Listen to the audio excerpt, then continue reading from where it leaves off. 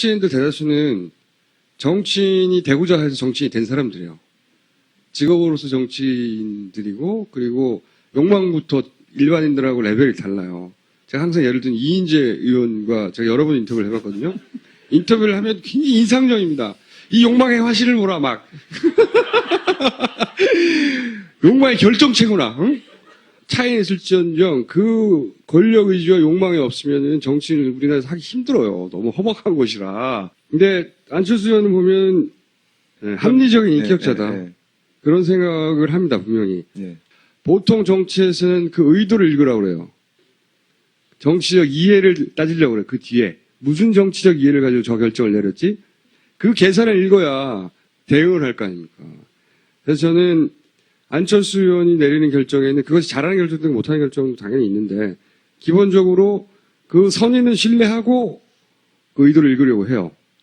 그래서 그게 저는 큰 장점인데 이게 단점이 되기도 합니다. 왜 어떤 식으로 단점이 되냐면요. 그러다 보니까 박자 감각이 좀 남들하고 달라요.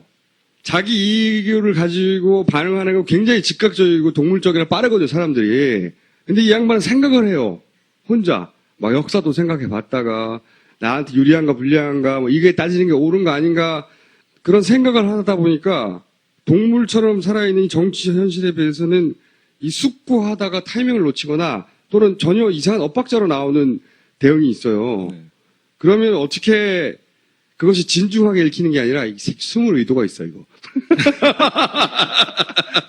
이게 음흉하고 의문스러운데 그게 있어요. 그렇게 타이밍이 엇나가는 무수한 순간들을 봤어요, 저는. 그렇죠. 근데 그 옆에서 있다 보면 꿍꿍이라도 좀 있었으면 좋겠다는 생각이 듭니다.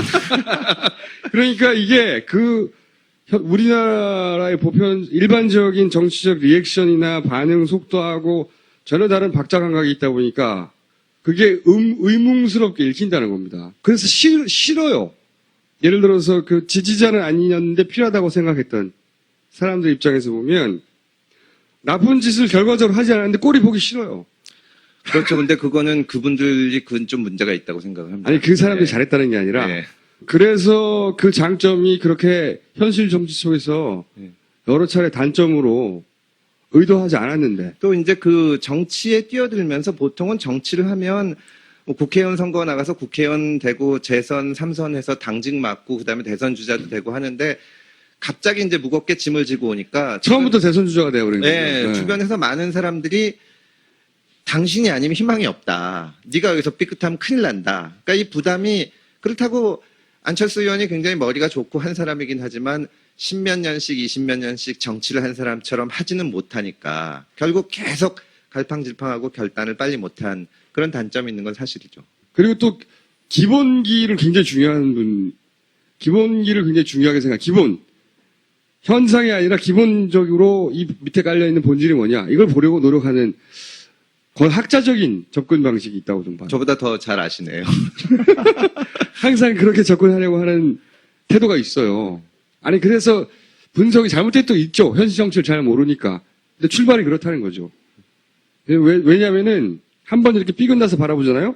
점점 악마가 되거든요? 아니, 분명히 선의로 출발했기 때문에 그 많은 사람들이 기대를 걸고 했던 거죠.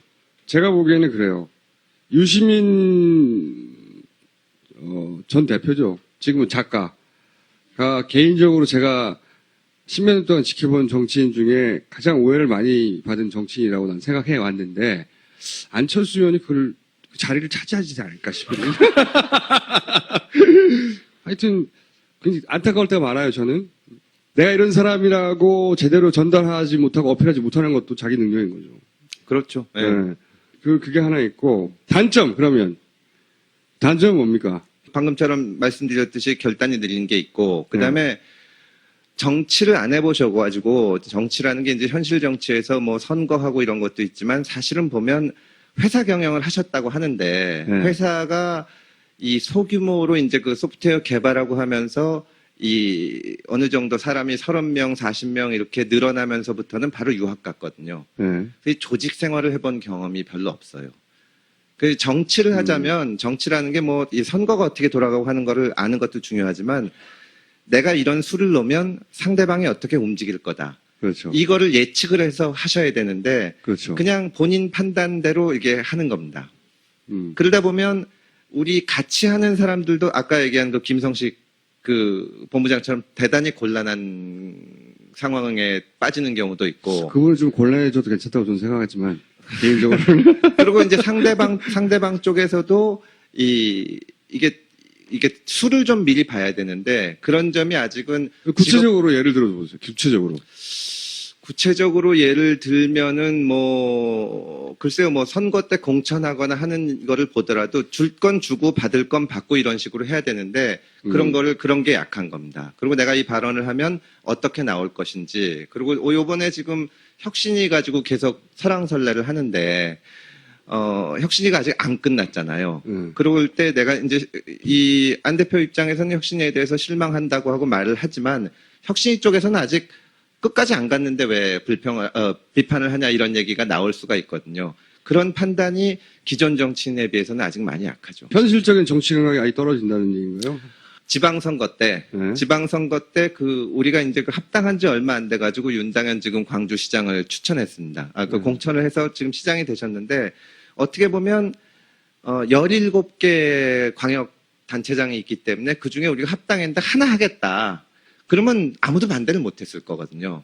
근데 윤장현 시장이 그리고 이상한 사람도 아니고 훌륭하신 분인데 이거를 계속 시간을 계속 끌다가 그러니까 말하자면 경선 절차를 밟겠다고 얘기를 하니까 원래 광주시장에 나가고 싶었던 사람들은 안철수 대표가 윤장현을 꼭 공천할 게 아니라 이게 또 경선을 하려나 보다 하고 사람들이 들어오는 거예요.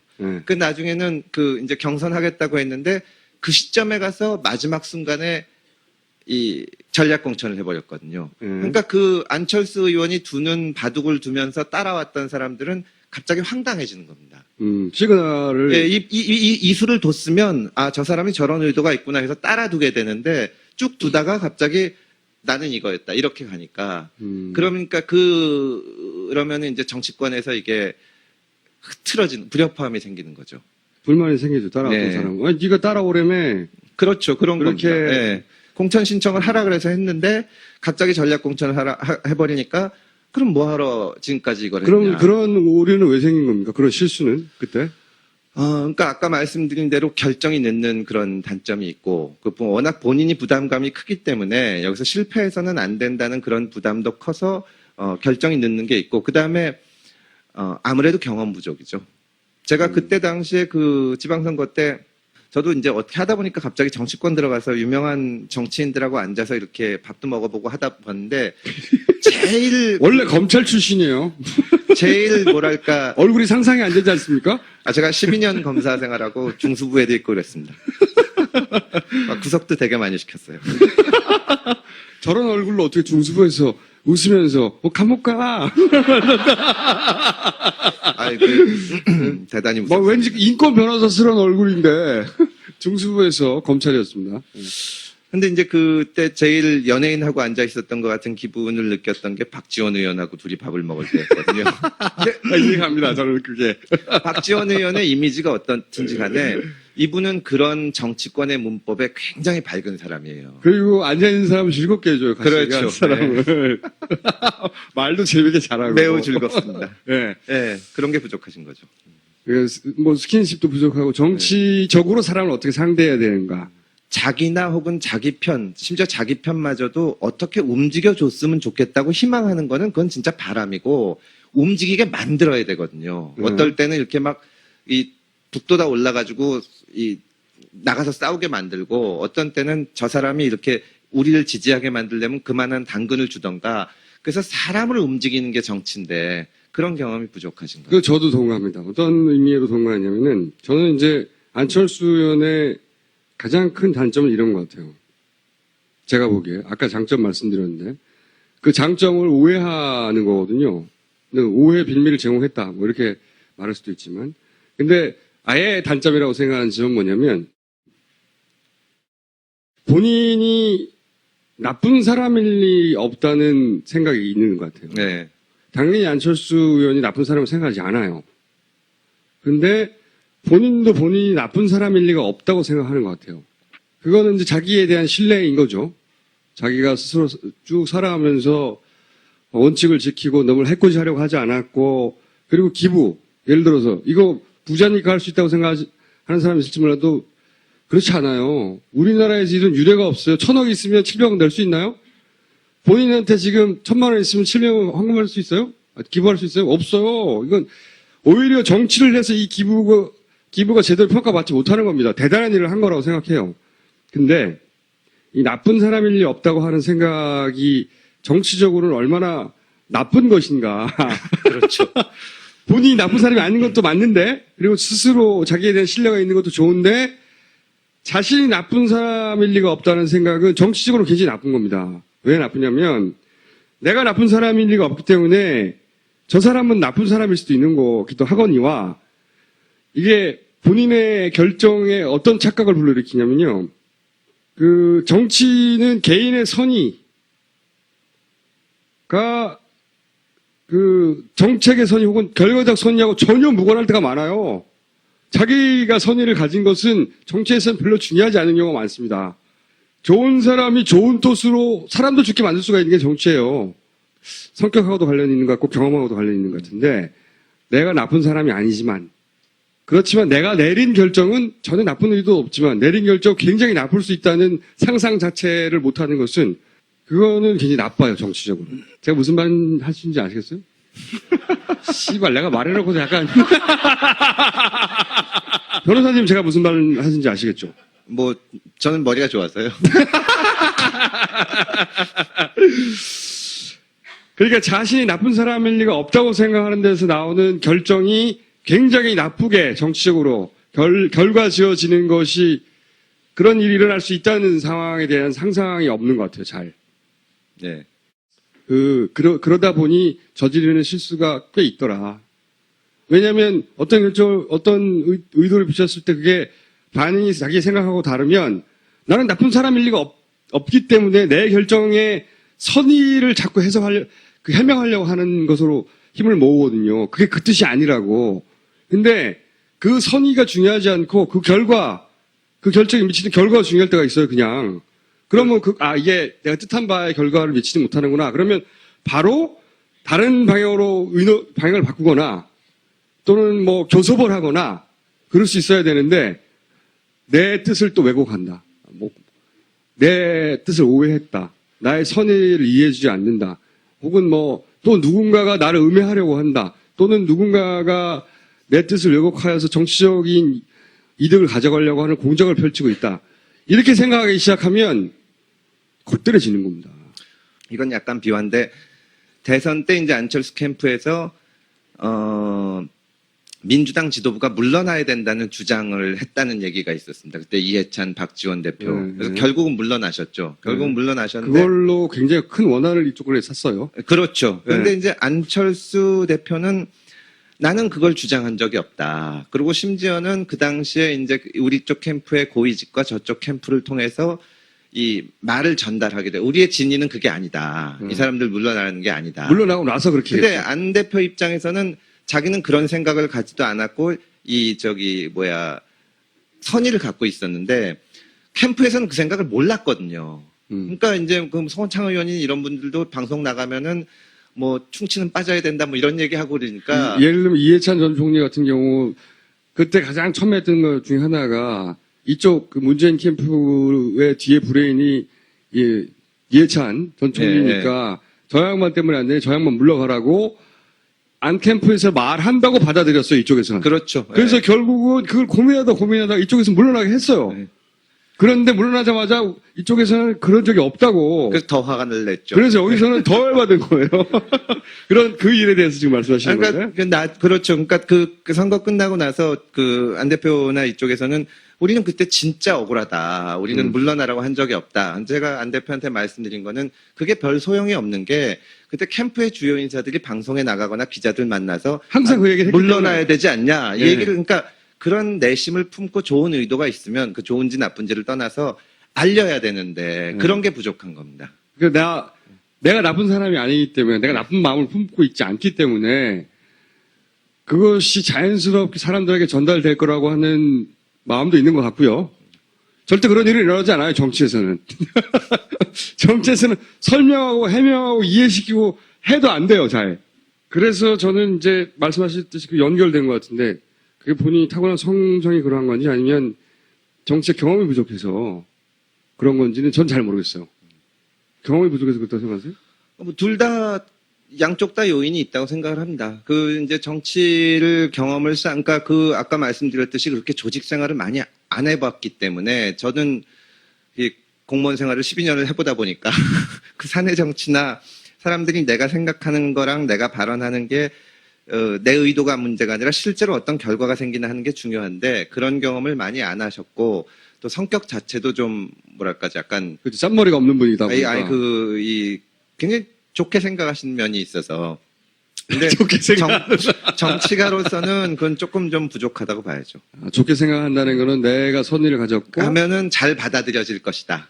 그러니까요. 사람들이 보면 안철수 의원이 또 대단히 뛰어난 점이 많은데 부족한 점이 있으니까 아니 저렇게 뛰어난 사람이 이것만 하면 되지 않나 하는 게 부족한 거거든요. 근데 사실은 야권 지지자들이 갖고 있는 그 정서를 공유하면서도 뭔가 새로운 거를 갖고 나오기를 바랬던 거죠. 그렇죠. 그게 그래서 이제 새정치 하니까 그게 한마디로 딱 먹힌 건데 그거를 만족시키기에는 너무 준비가 짧았던 겁니다. 그러니까 안철수 의원이 출마 선언을 해가지고 사퇴할 때까지가 66일인데 아무리 사람이 훌륭하고 이러더라도 그것만 가지고 대한민국을 이끌어 나가기는 부족하거든요. 그러니까 지금도 안철수 의원이 근본적으로 지금 어려움을 겪는 것이 제가 보기에는 아까도 말씀드렸지만 어떤 사태가 생기거나 사건이 생기면 굉장히 합리적으로 판단을 하는데 그 다음에 밀고 나갈 컨텐츠가 없는 겁니다.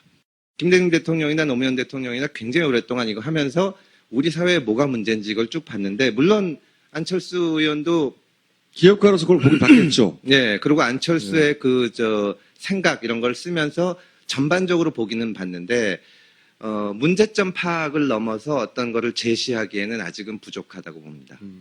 그것도 그렇고 제시할 때 제가 보기에는 이것이 전통적인 야권 지지자 혹은 자기를 지지할 가능성이 높은 사람들이 가지고 있는 정치적 감성에 맞게끔 해줘야 되는 건데 그 사람들이 새 정치를 기대하고 있긴 한데 뭔가 새로운 것만 기대하는 게 아니라 자기들의 감성에 맞게 새로운 게 등장하길 바라는데 자기 감성하고는 상관없이 새로운 게 나오는 겁니다. 그러니까 이 사람 누구지? 하게 되는 게 있는 거예요. 제가 보기에는 그 정치인들과의 스킨십 말고 그거는 뭐 열심히 하시려고 하겠지 요즘은 의식적으로라도 그거 말고 정치적 감성을 가진 일반인 유권자들하고 이 접촉면이 많아져야 될 것 같아요. 그 사람들 얘기를 좀 들어봐야 될까. 그게 한두 사람 만나도 될 일이 아니거든요. 그렇죠. 근데 그거 느리는 것도 그렇지만 그럼에도 불구하고 아직도 야권에서 많은 사람이 실망했는데 안철수 의원에 대해서 기대가 있고 또 뭐 한마디 하면 신문에 크게 나는 거는 기존의 야당에서 그 야당 지지자들의 감성을 안철수 의원보다 잘 이해하시는 분들도 지금 새로운 걸 못 내놓고 있거든요. 그분들은 새거 없이 없는 거고요. 여기도 여기는 새로운 것이 있다고 좀 치더라도 여기하고 맞지가 않는 거예요. 경쟁을 해서 좀 다들 좀 나아졌으면 좋겠습니다. 자, 단점을 얘기하긴 하였으나 현실 정치니까 그 현실 정치에서 현재 가지고 있는 단점을 얘기하지 않을 수는 없어요. 근데 기본적으로 학습 능력도 있고 머리도 좋고 선의도 있고 너한테 손을 빌려서 뭐 뒷돈 받고 뒤통치고 그렇지 않은 사람이라는 건 분명하단 말이죠. 기본 자질은 훌륭한 거예요. 정치가 되기에. 거기서 이제 소위 지금까지 말하는 단점을 극복하고 그걸 넘어설지는 모르겠어요. 그건 남들이 만들어줄 수 없는 거니까. 근데, 자, 이제 안철수 의원에 대한 얘기는 그만하고 그건 직접 언젠가 모시기 하자고요.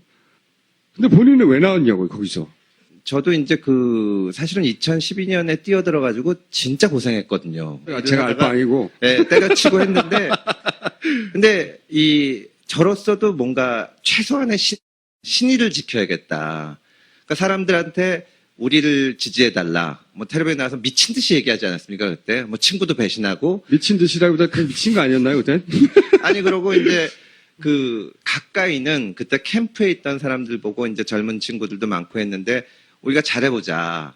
하다가 어느 날 그냥 끝내버린 거예요. 그러니까 이 책을 보고 캠프에 있던 어떤 분이 이제 젊은 친구가 저한테 문자를 보내왔는데 몇 년 전에 남자친구한테 차였는데 왜 차였는지도 모르고 차였다가 이제 그 남자친구의 친구한테 이제 와서 얘기를 듣는 것 같다. 한 번도 설명을 못 들었어요. 사퇴하고 나서도. 그 다음에 전국의 수많은 사람들이 독자신당 창당한다 그래가지고 따라오고 집회마다 나오고 했는데 갑자기 민주당하고 합당한 다음에 한 번도 설명이 없었습니다. 저는 그건 안 대표가 반드시 해야 된다고 생각을 했는데, 물론 제가 대표인 것은 아니지만 제가 그 앞에서 가장 이제 크게 떠들었는데, 지금도 사람들 만나면 그때 왜 사퇴를 했냐, 왜 민주당이랑 합당을 했냐고 얘기를 해요. 근데 그래서 한 번에 답하신 거구나. 네, 하도 귀찮아가지고. 한 번은 그 잘못했다. 정말 우리가 부족해서 잘못한 거다. 그 반성문을 쓴 겁니다. 그러니까 본인은 그건 알겠는데 본인은 왜 나오셨냐고. 안철수 사람이건 안철수 사람이 아니건 간에 제가 2012년에 나올 때도 제 선거에 나온 게 아니라, 그때는 저 나름대로 이명박 정부를 겪으면서 어떻게든지 정권 교체를 해야겠다. 좀 있으면 박근혜 될 텐데 이러면 지금 다 아시지 않습니까? 이렇게 될 게 분명하다고 생각해요. 궁금한데요. 검찰 내도 그렇게 생각하는 사람 많아요? 저 정도 있죠. 근데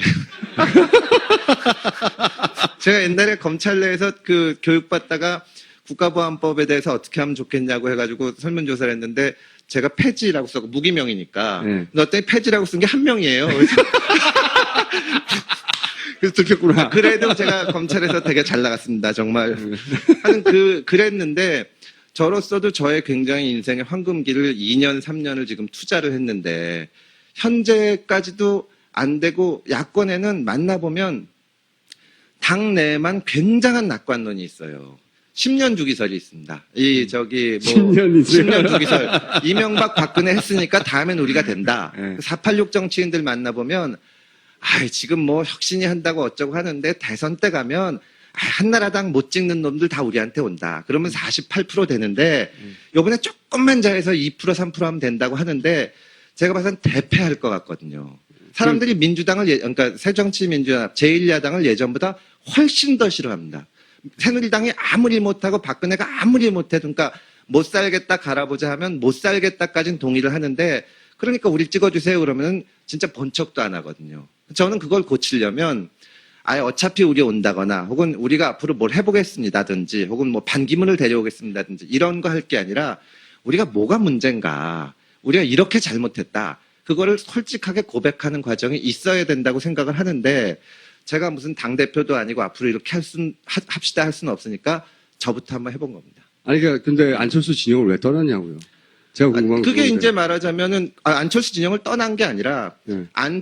그때는 안철수 후보를 중심으로 모인 사람들이 정권 교체가 가능할 거라고 생각을 했던 거고, 그러니까 저는 그때 안철수를 처음 본 거지, 어떻게든지 안철수를 대통령을 만들어 보자든지, 안철수라는 인물이 정말 천재라서 메시아라서 우리나라를 구원해 줄 수 있으리라고 생각해 본 적은 한 번도 없어요. 근데 대선 때 실패하고 독자신당 만든다 그러고 실패하고, 합당 이후로도 예전에 저희가 싫어했던 야당 모습과 한치도 변하게 못 보여주고 있는데, 그러면 이제 이거를 반성하고 새로운 거를 해보자 이거지, 안철수 의원을 떠나고 말고 하는 거랑은 관계가 없는 겁니다. 하여튼 떠났잖아요. 지금 그러니까 애초부터 일 때문에 모인 셈이죠, 지금은. 그러니까 그 선거 때 같이 정권 교체를 해보자고 모인 거지. 뭔가, 어쨌든 떠나긴 떠나셨죠. 떠났다면 떠난 거죠. 떠나긴 떠났잖아요. 지금은 같이 일은 안 합니다. 그렇지, 네. 떠난 거예요. 그러니까 항상 그 시점에서 가장 올바른 방향으로 가야 되는데, 지금 이제 안 대표 주변에 모여서 캠프에 있던 사람들 중에 지금 같이 계신 분들이 없어요. 다들 이제 새로 모색을 하는 거죠. 실제로는 거의 떠나가지고 이제 어떻게 하면 좋은가, 우리끼리 모여서 어떻게 해야 다음번에 또 이런 시대를 안 맞고 조금이라도 나아질 수 있나, 그거를 하자는 거지. 지금 어떻게 보면은 그런 논의를 할 때 안철수랑 같이 가냐 마냐 하는 거는 정말 부차적인 겁니다. 본인은 그러면 다음 총선에 출마를 하시려고 하는 거죠? 일단은 8개월 동안 이 책을 썼는데 필요하면 출마도 해야죠. 어떻게 하면 필요해지는 겁니까? 뭘로 이제 그거는 당에서 일단 필요로 하는지 어떤지가 우선 문제고. 공천, 혹은 네. 뭐 경선. 경선, 공천 이런 어쨌든 게 본인이 거긴 참여 의사가 있으신 것이고. 그것도 상황을 봐야죠. 정말 당이 이 모양 이 꼴로 가가지고 뭐 한 명도 안 바꾸고 그냥 이대로 간다 그러면 사실 저도 이걸 굳이 도와야 되나 하는 생각이 듭니다. 그때는 워낙 정치권은 많은 이야기, 많은 소문, 많은 모략질이 있어요. 그 정점을 찍는 게 대선이고, 대선은 구경하는 거하고 그 안에 들어가서 보는 거하고 완전히 달라요. 모략의 끝, 사람이 상상할 수 있는 모략의 끝이 매일매일 있는 그런 거 겪으셨죠. 평생 한 번도 당하지 않을 배신을 매일 당한다고 보시면 되고. 근데 뭐 검찰도 크게 그렇지 않기 때문에 많이 겪어서. 그래서 제가 금태섭 변호사님이 이 안철수 의원을 떠나실 즈음에 들은 이야기 중에 하나는, 왜냐면 다들 왜 떠났어? 뭐 이런 얘기가 있었는데, 그 주변을 지켜본 뭐, 예를 들어서 정청래 의원은 그런 말을 했다는 건 아닌데, 정청래 의원처럼 뭐 섭섭해서, 뭔가 섭섭해서, 뭐 이렇게 얘기를 들었거든요? 맞아요? 섭섭한 건 아니고 안철수 의원을 떠났다고 하는 거는 제가 당에서 대변인을 그만둔 건데, 네. 그때 제가 결정적으로 떠날 수밖에 없었던 거는 기동민을 이제 공천한다는 거예요. 그래서 그건 당대표가 결정하실 거니까 좋다. 근데 기동민은 광주에 출마 선언을 하고, 선거 사무실도 내고 집도 구했는데, 이 사람을 갑자기 서울에 출마시킬 거면 내가 대변인인데 나가서 얘기를 해야 되지 않냐. 뭐 이유를 말이라도 되게. 그랬더니 광주에 나가려는 사람은 이제 갑자기 데리고 왔으니까. 갑자기 서울로 그랬더니 데려갔죠. 그냥 지도부에서 결정했다고 하라는 거예요. 근데 그거는 왜 결정했냐고 묻는데 지도부의 전략적 판단이라고 해라. 근데 그거는 대답을 안 하는 거거든요.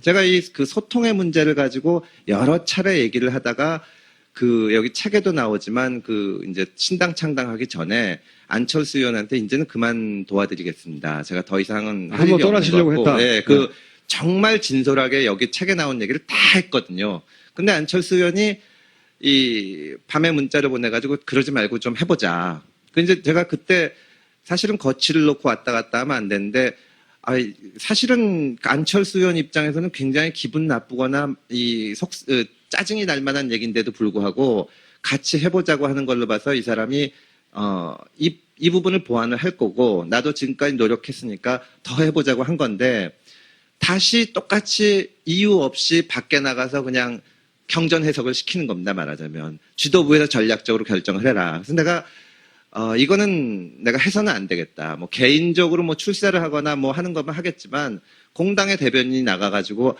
그 정도의 일에 대해서 아무 이유 없이 설명을 하는 것은 안 되겠다 해서 대변인을 그만둔 거죠. 그러니까 변하는 게 없다고 생각해서 떠나신 거예요? 그렇죠. 예. 섭섭하거나 그래서 그런 건 아니죠. 그리고 책 써봐서 아시지만 그냥 섭섭하고 삐졌다고 책이 한 권 쓸 만큼 그렇게 책 쓰는 게 쉽진 않잖아요. 그렇게 쓸 수 있는 사람도 있어요.